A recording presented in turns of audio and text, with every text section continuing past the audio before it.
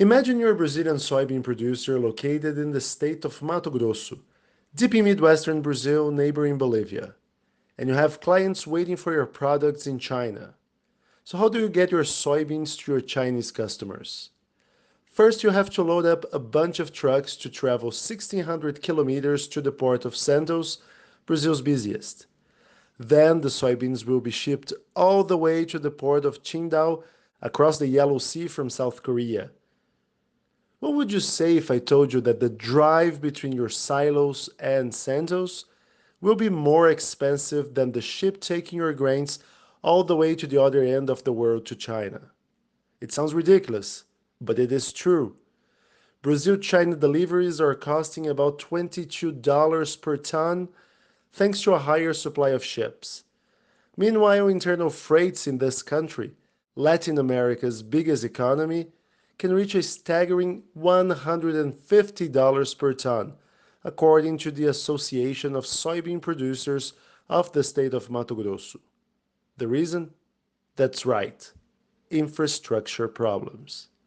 My name is Gustavo Ribeiro, editor in chief of the Brazilian Report, and this is Explaining Brazil.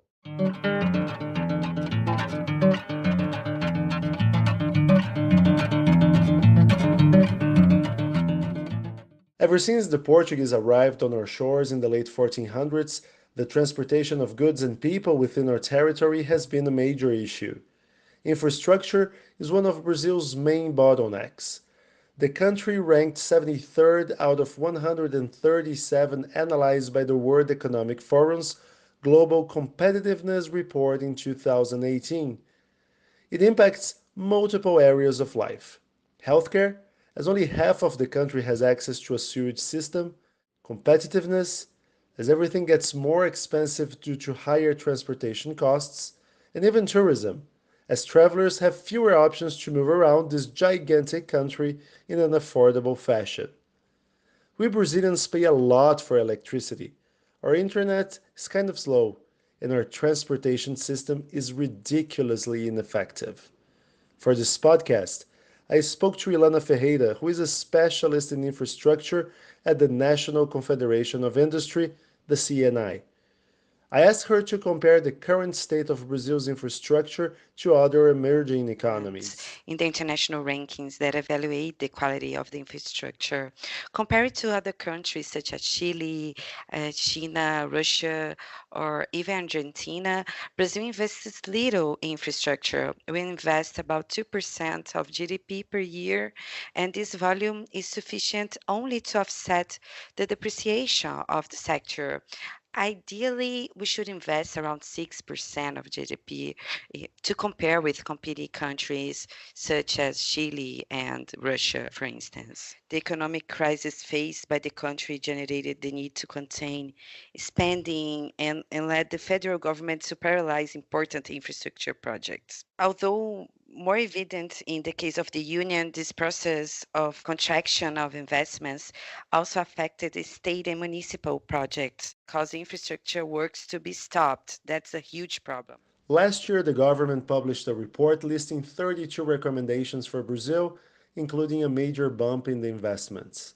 According to the document, Brazil would need to invest 8.7 trillion reais, about $2.3 trillion, over the next 20 years in order to end the so-called infrastructure hiatus. That is, the difference between how much Brazil is investing and how much it actually needs to invest. Just for the sake of comparison, Brazil's GDP ended 2017 at $2 trillion. dollars. But how this can be done if the government has been cash strapped for the past few years? Let's not forget, Brazil has just gotten out of its worst recession on record. Since 2014, the government has been incapable of spending less money than it raises. In 2018, the government registered a primary deficit of 67 billion reais between January and November. With the current rhythm of investments, Brazil would only reach an acceptable level of basic infrastructure coverage for the entire population by the year 2076. And hey, I'm not talking about taking 60 years to have state of the art infrastructure. That's only for the bare minimum. Things like treated water and basic sanitation for all people. In the last 10 years, we have seen major projects of infrastructure that were launched with promises of taking the country to the next level, or PAC in the Portuguese acronym, which was meant to make public investments skyrocket.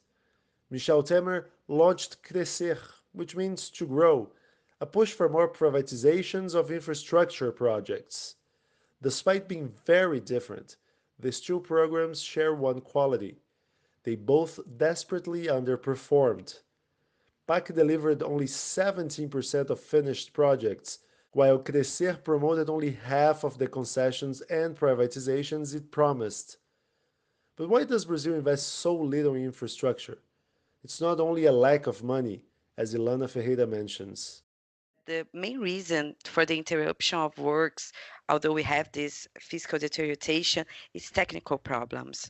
So I would say that the most challenging aspect that we have today is the quality of projects, and unfortunately Brazil plays down a significant amount of resources contributed in this sector due to the excess of works that are interrupted before delivery. When you say that the quality of the projects are not very good, what do you mean by that? What are the problems with our projects here? Yeah, first we have a huge problem of planning and management. So we start the works without having a well done project. What an example of a poorly executed project! The National Football Stadium in Brasilia, built from scratch to host 4 games during the 2014 World Cup.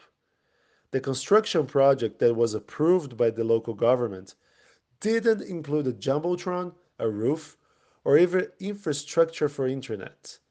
And I kid you not, it didn't even include the grass for the pitch.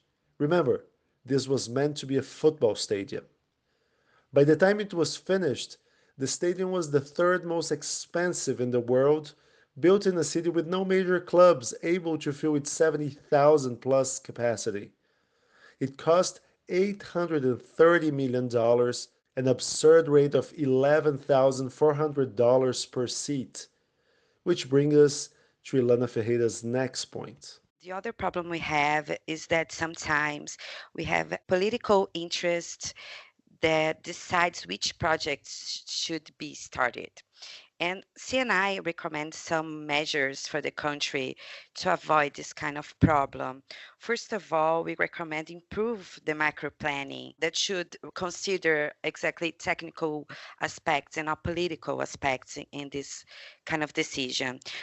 We also recommend them to evaluate which type of execution is most appropriate, and we also need to better equip our teams, design more balanced contracts, and the most important recommendation, I think, is to strengthen internal control. When strengthening internal control bodies in the especially in the federal government, is an important tool for improving project selection, which minimizes the risk of downtime. In the mid 20th century, Brazil made a decision to connect the country through highways despite its immense potential for water transit. It wasn't a wise choice. Roads are both the most expensive and the least efficient method of transportation. This is especially the case for a country as big as Brazil, being roughly 14 times the size of France. Brazil may have opted for roads, but it didn't install nearly enough of them to fully connect the country, and those that do exist are for the most part inadequate. The World Economic Forum ranked 140 countries based on the quality of their roads. Brazil came in 121st, behind its neighbors Chile, Uruguay, Argentina, Bolivia, and Peru.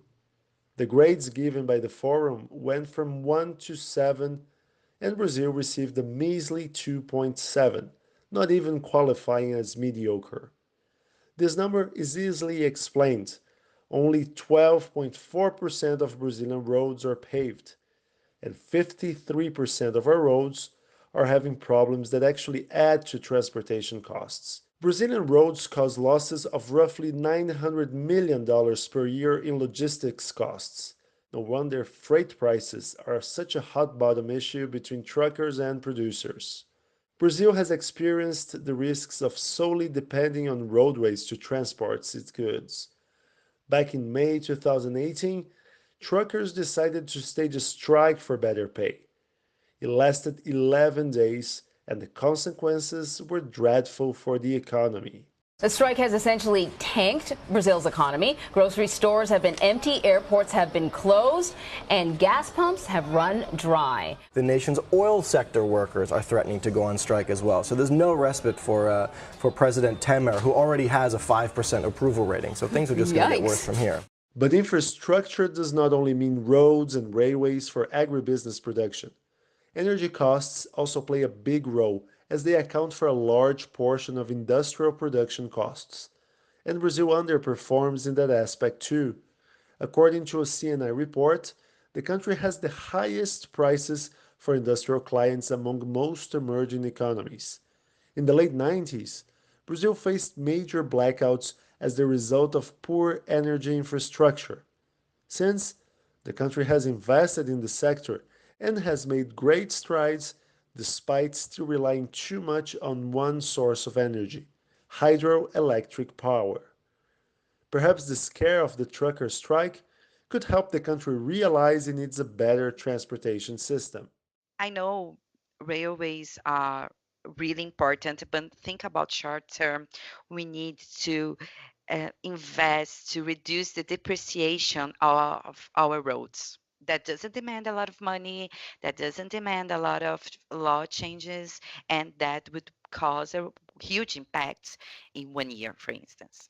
I always think about a sector that has a lot of social impacts, and I think sanitation is simply a disgrace in our country. I mean, currently about 100 million people in Brazil do not have access to sewage collection. And this impacts production, this impacts our environment, that impacts water resources. It demands a lot of investment, but with a little investment, you have a lot of results. Regulatory agencies in Brazil are often headed by political appointments, which makes it that much easier for certain lobbies to get their man in there. And that becomes a gateway to corruption. But that's hardly the only problem. Certain areas, such as the process to get environmental permits, involve different levels of government federal, state, and municipal. Each level has its say in a given project, but since the law doesn't determine exactly what is under the scope of which level of government, it is quite common to see different institutions having different positions on the same subject. That's part of the reason for foreign companies to be sometimes worried about putting their money in Brazil. To compensate, the government has, over the past 30 years, given a series of stimulus packages, such as friendly interest rates. But as the money has disappeared, that has become less of an option. So, what could be the solution? We can't always depend on government financing. That's one challenge for sure. But on the other hand, the problem is that those government companies, they don't work well. The federal government, it wants to deliver a lot of works, a lot of projects, but in 4 years, and many times, as we can see in the railways and big plants, infrastructure plants, it's not possible to get it done in 4 years. Consider all the environment aspects, we have to consider how complex the project is. So that's why they had unsatisfactory results. For us, it's really important to reduce these companies and to start listening to the private sector and the market. Privatizations were for a long time a dirty word in Brazil. Many such projects were riddled with corruption, but some were extremely positive for the country. I remember growing up in Brazil during the 90s when people used to rent telephone lines. They were so expensive, and there were so few of them that to buy one you had to wait in line for months, sometimes more than a year. When I was little, we didn't have a telephone at home, and I remember my parents driving to my grandmother's house to make and to receive phone calls. Some 20 years after the system was privatized, we have more cell phone lines than people and a total of 84 million smartphones around. The new administration promised to increase privatizations and invest in infrastructure to push for growth, and we will monitor their efforts.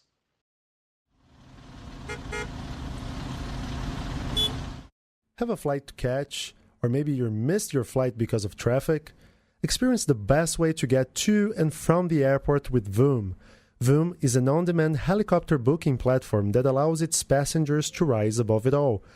It is possible to fly between 9 different helipads in the city from Monday to Saturday for less than 500 reais. Uplift your commute, uplift your life. Download the Voom app free on the App Store. VOOM. Voom is an Airbus company. If you like this podcast, please take a look at our website. It's Brazilian.report. Every day we have new content about Brazilian politics, finance, and society. We've also got exclusive newsletter services if you want to be briefed about what's going on in Brazil before starting your day. Subscribe now to our free trial and enjoy all of our content for 14 days. And it's really free. You don't have to submit any credit card information whatsoever. You can also follow us on Facebook and Twitter. Our handle is @Brazilian Report.